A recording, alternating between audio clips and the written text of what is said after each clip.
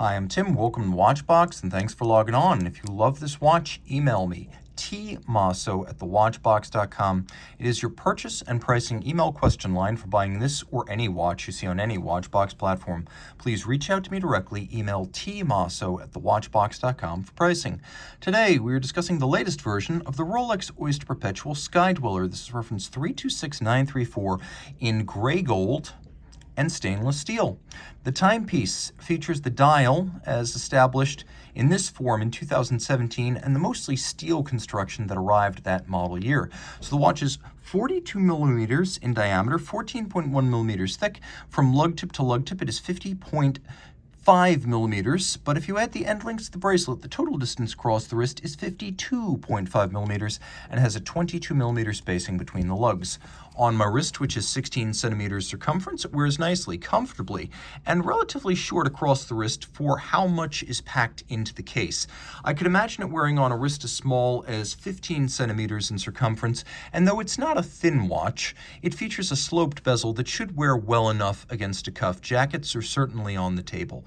The watch is substantial and weighty, and you can feel the quality of the timepiece.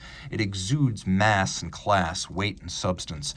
Rolex, it should be noted, makes its own cases, bracelets, and clasps. It also has its own foundry, smelts its own alloys. So it uses gray gold, which is a type of white gold that is white all the way through and never needs to be rhodium plated. It is 18 karat white gold, but you can tell it's a warmer tone than the silver white of the steel case.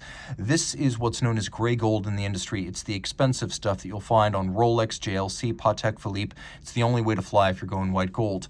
The bracelet and the case and the clasp are made of 904L steel. That's not harder than standard steel, but it is more resistant to corrosion, especially in the presence of sea salt and sweat.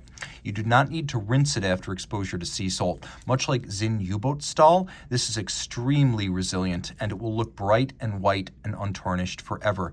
Now, the bracelet features a conforming end link that creates a highly integrated aesthetic. There's a little bit of a taper to the links. You can see the link flanks are polished, the center links are polished, the flanks are satinated, and then removable links are fixed in place by screws. We have several removable links, as you can see, on both sides of the clasp. It's polished internally. It uses an articulated spring-loaded lift lock system with a beak and a hook. And you can see them join right here, and you can see them latch. You really need to lift and unlock. It's not a friction fit system, so it's quite secure. There's an easy link tool-free adjustment, 5 millimeters in, 5 millimeters out. It's the equivalent of adding or removing one sizable link. And inside the clasp, I'll do my best to show you this, there are 3 divots with little tracks to help you place the spring bar. So using your strap tool, you have 3 anchoring points for the bracelet to help fine-tune the fit. The watch is shaped and proportioned like a large Datejust, and it really does have that aesthetic to it, which means though it is large, like a Sea-Dweller or a Sub, it's got the grace of the Rolex dress watches. Twin lock crown, screw down, 100-meter water resistance. If you want to set the watch, you're going to need both the crown and the bezel. Now, in the first position, I can wind the watch, but if I pull the crown out, nothing happens. Now turn the ring command bezel 1 click counterclockwise. Now I can adjust the date bidirectionally. And because this is an annual calendar, we have a date and we have a month. So the calendar only needs to be adjusted once a year during the jump from February to March. So the way it indicates the month is that it has this little red index that jumps from aperture to aperture outboard of the 12 hours. 12 hours, 12 months. So you are looking at June, that is the 6th hour, the 6th month first. And you can see how I'm able to adjust forward and backwards with this system, which is rare on calendar watches. The watch keeps ticking, it does not stop.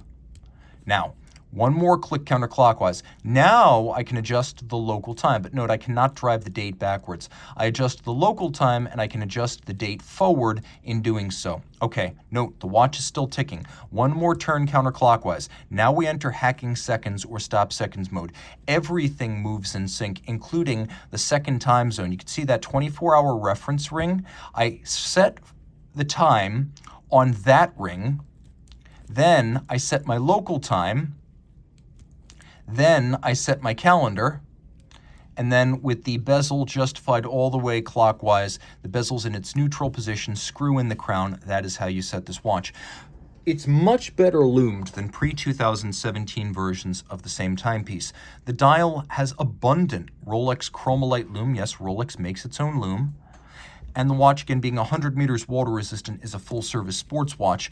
Inside, manufactured caliber 9001, bidirectional automatic winding, 70-hour power reserve, 40 joules, 8 beats per second, stop second function, quick set function, annual calendar function, split 12 24-hour dual time zone function. It's a COSC chronometer, but Rolex tests it as a fully cased up watch, not a bare movement, so the fully assembled watch runs no worse than -2 +2 seconds per 24 hours. That's the superlative chronometer standard. For shock resistance, it has a winding rotor ball bearing, it has a full balance bridge, it has a free sprung balance, it has an overcoil hairspring, so it keeps even time in any position during its chronometer tests, and the overcoil is made of an anti-magnetic alloy, niobium zirconium blue oxidized. Rolex calls it Parachrome blue. Rolex even makes the shock protection and the lubricants. Reach out to Team Mosso at thewatchbox.com for purchase and pricing details.